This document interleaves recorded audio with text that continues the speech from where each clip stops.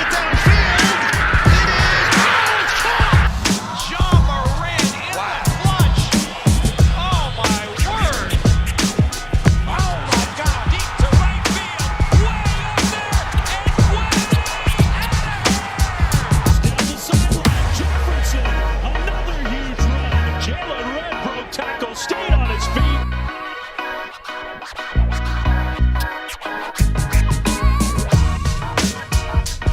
Welcome back to Blake's Take, everyone. Hope you're all having a good one, and it has been one heck of an offseason for college football.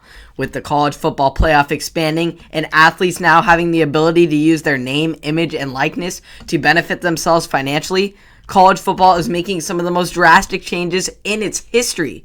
But just when you think this beloved sport could not get shaken up anymore, here come powerhouses Oklahoma along with former powerhouse Texas, expressing their desire to leave the Big 12 and join the most powerful conference of all, the SEC.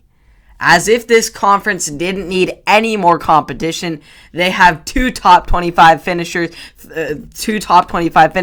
knocking at their doorstep. Reportedly, the SEC could announce the additions of the Longhorns and the Sooners within a couple weeks.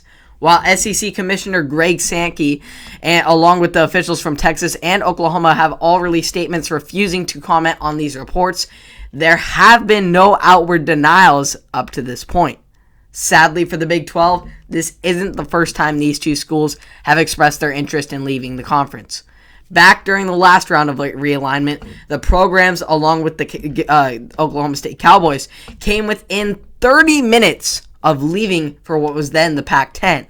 The additions of Texas and Oklahoma would make the SEC the first ever 16-team super conference, while simultaneously adding massive brand power to a league already seen as the best in college sports. Whether these programs leave now or leave for the SEC specifically, their departure from the Big 12 appears inevitable. With the brand power that Texas and Oklahoma have created over the past few years, the separation between them and other Big 12 schools has only continued to grow. And as we have seen, the best conferences with the best schools get the best TV deals, which means lots of money for those programs and their respective institutions. With Texas and Oklahoma, the SEC could conceivably go from a $44 million per team annual payout to $60 million. All that dough does sound appeasing and all, but there are some obstacles that they will have to work through before they can pocket some of that cash.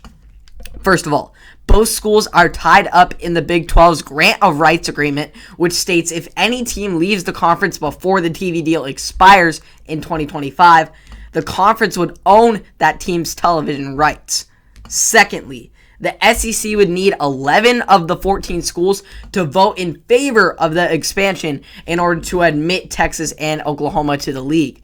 We already know that Texas A&M will most likely not vote in maintaining their recruiting edge in the Lone Star State, as they're the only SEC team from Texas.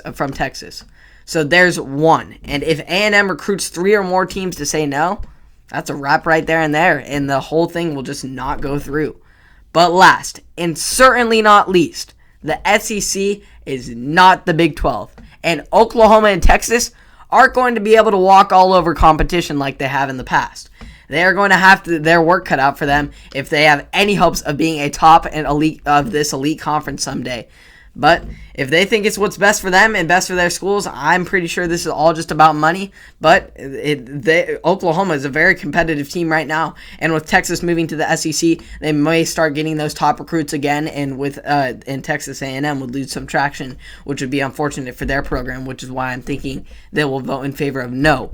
But as far as the rest of the SEC, I don't see a problem of why they wouldn't want to add these two teams to brand power elite programs. And for the institutions, it's just more money. But for competition-wise, it would only create more great competition, great Saturday matchups for the SEC. And so it may be a harder route for the college football playoff for Texas. Definitely Texas. They haven't even come close in the Big 12.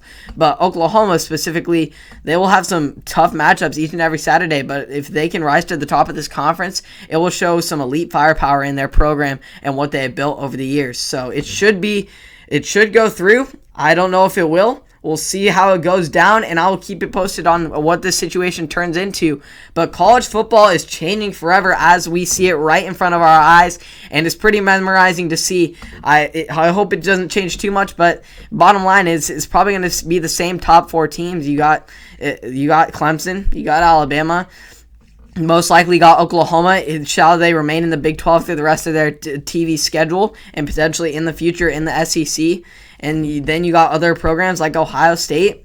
It's pretty much a lock in the top area there. But with the college football playoff expanding to 12 teams, it should get interesting and who rounds out the top 10 and top 12 and who gets in there from this huge SEC conference that's oh so competitive. So hope you all enjoyed. You can catch all of this and more on Apple Podcasts and Spotify and or YouTube. And I'll see you all in the next one. Have a great day.